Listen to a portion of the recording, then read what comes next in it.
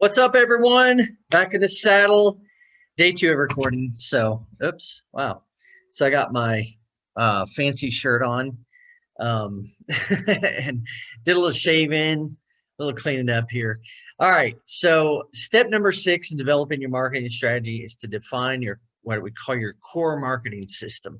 So if you think of this as like a machine with modules that you add to the system, then this is like the core machine. It's like the base machine, and then you can add stuff to it and modify the machine once you build it out.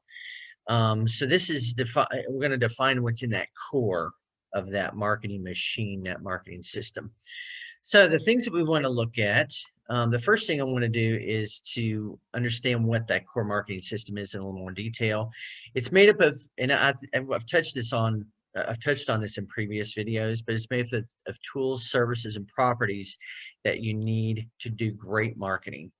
And again, great marketing is about creating awareness with your target market in a way that says, I can help you. I've got a product or service that can help solve your problem or give you the kind of life that you want. And the ultimate goal of marketing, if we're just going to laser focus for everybody, should be for everybody, is to get people to take an action that says, hey, I want to learn more about it. And that's it. So this is the goal of that marketing system, is to put all the tools, the services, and properties together so your system's going to track all the things that happen with regards to your marketing, traffic on your website, engagement with your online properties. It's going to track traffic. It's going to track users. It's going to track clients, prospects, leads, opportunities, partners. It's just going to track all that. So then when you get to step number 3, system's going to give you feedback and tell you what's working, what's not working, how's it working, who's most effective, what channels are most effective, all that. So that is that about the marketing system. So the thing that we want to do, we're going to focus on your core system. Now, depending on where you are in your business, some of these things get kind of switched around in terms of like priorities, and you can even create phases with your marketing. One of those is your website, mobile site. If you're doing a revamp or modifications, it could be.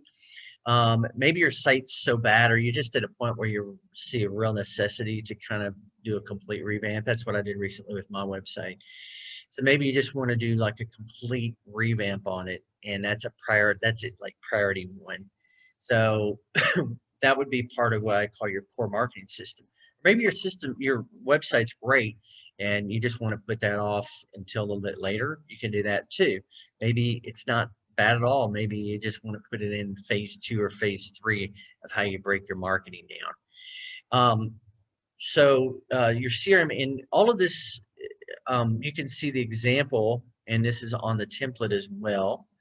So let's take a look at that real quickly. So here we have, yeah. So this is my core marketing system. And I have the website revamp at the top. Again, you can prioritize these according to how you want, but this would be what I call part of your core system. The next thing after that with mine is, I got some website examples, thought starters. You can keep a swipe file for this, but this is really helpful. Then the next thing we look at is a mobile site. You can have, excuse me, you can have a swipe file for that as well. And then the next opportunity is going to be your CRM system. So I'm a big advocate. I use ActiveCampaign a lot. There are a ton of CRM systems out there. I've used a lot of them. Salesforce, Zoho, Keep, which used to be Infusionsoft. ClickFunnels has a CRM system built in. Lots and lots of CRM systems. But you really need a central repository where all of your leads and client information is going to go.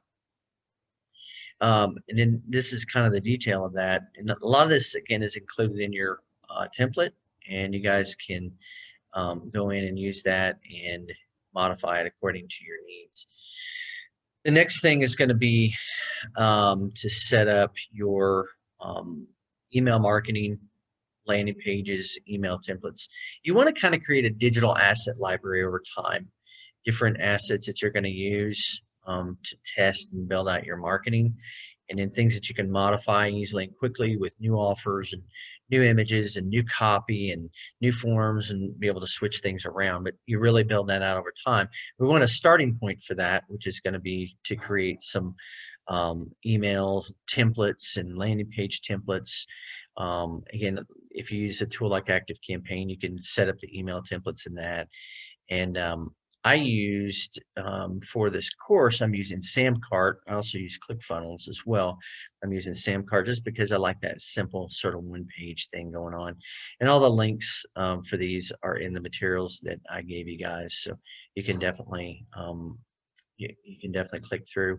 Again, I affiliate with these because they kick ass, and I've studied a lot and I love them and recommend these products to a lot of my clients, and I've vetted the hell out of them.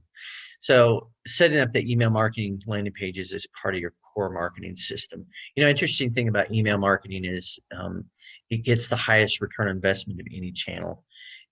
Social, search, direct mail, all of it.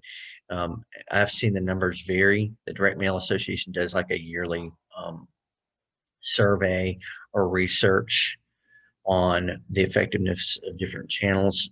And I've seen the numbers anywhere from $1 spent to the 37 times return, all the way up to like $45, $46. So email marketing is definitely something you have in place.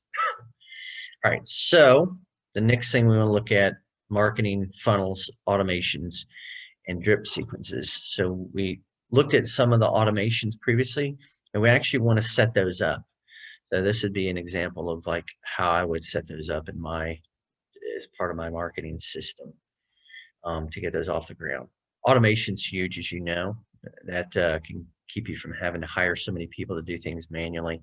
And it just keeps the flow of your business going to engagement with clients and prospects and leads and such. So I'm a big advocate of marketing automation. Google Tag Manager is awesome to be able to set up your tracking, analytics, and conversion tracking centrally. Highly recommend doing that. Of course, you want Google Analytics in place as well. So we have Google Analytics, set up that account, and then make sure that we're tracking different types of goals, like when people opt in on forms and when they visited the site a certain number of times, like 1 minute, 2 minutes, 3 minutes, 5 minutes. Those are the types of things we want to track, so we get intelligence back on our website, what's going on with it. And I would set up analytics and all other tracking again through Google Tag Manager. The next thing is social properties. So we want to put all of our social properties in place, make sure that they have cohesion with our brand, make sure all your logos and images and profile images, just, you know, that everything comes together. And we want to make sure that's the case, and then also fill out all of these as well in terms of the data and information on them. The next thing that we're going to look at is social communication and distribution.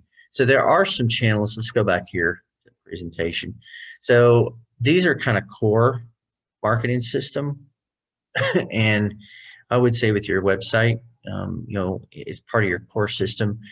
So what everybody needs, you know, you're going to do revamps or modifications to your site more than likely if you're really honest about it, unless you've spent tons of money. Sometimes even you have to even do it then. Throwing money at it's not always the answer. But you definitely want to make sure your site's up to snuff. And for most people, they're going to revamp or modify the site. So that would be part of that core marketing system. And then this would be another set of things that you want to do with your core marketing system. There's some other stuff that you might include. Social communication and distribution. I use like Hootsuite a lot for that.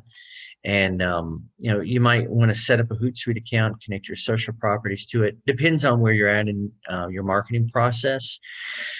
But I would definitely consider this a part of the core system. If you're to the point where you've exhausted like your phase 1 marketing channels, which we'll talk about in the next video, then you would want to include this as part of your core system. If not, then I would wait. And it's just, again, it's dependent on the type of business that you're in. If you really need to be out there and active on social media from day one, which, you know, the thing about social posts, organic social posts, is that they don't get the kind of visibility that they used to, because all these properties have oriented themselves more towards like paid ads. So I would, I would wait on this probably in almost all cases until phase two. But if you need to include it, then do so. Social graphics can be another one of those. If you're going to be posting a lot, then I would create social graphics, branded graphics that are sized correctly to each of those social networks. And again, all these are on your sheets.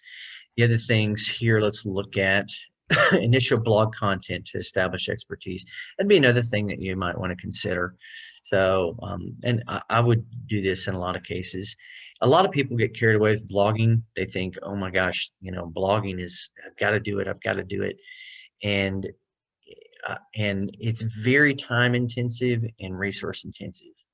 So I always like to tell folks, it's going to cost you a lot in terms of the amount of time you put into it and the amount of money you spend on it. Both of those or one or the other. And because of the fact that blogging is a very organic thing and you don't know if it's going to get in front of your target market or not, I always put this in any kind of SEO in like a third phase of the marketing channel, kind of in that third tier of the hierarchy of marketing channels. Just because, I think that doing too much of it can exhaust your resources and it's not likely going to get you the kind of return that you want initially. But if you create, say, 5 or 10 blogs initially that establish your expertise, that can be really helpful. So there is that, and then we got lead magnets. Lead magnets were part of that core system, as were our irresistible offers. So you definitely want offers. All of your campaigns should be driven by offers initially. And I'm doing just one really awesome offer stack that I'm providing folks with. But you can stack this up. You can have different offers that you're testing as well. I think it's better to focus on one offer and just load it up and make it kick ass and really valuable, and then adjust from there. But if you're new to the game, you might want to try several different offers. Maybe a lot of times for clients, I'll recommend that they create 10 different offers and just kind of see what resonates with their prospects. So in terms of lead magnets, these can be checklists, quizzes, assessments, webinars. We talked about this in a previous video. Create some lead magnets and weave those through your marketing. You can post them on social media. You can integrate them into your email drip sequences.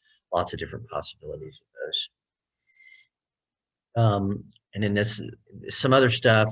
This would be specific to my business. I like to modify some blog content because I'm going to convert them to different videos. But that's basically your core marketing system.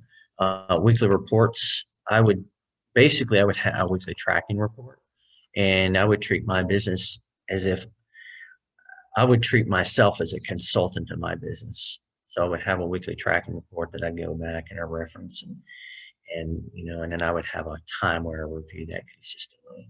I do this with my clients as well. So that is it, folks. That is what I would call your core marketing system. And you see up here at the top, and it's on your template.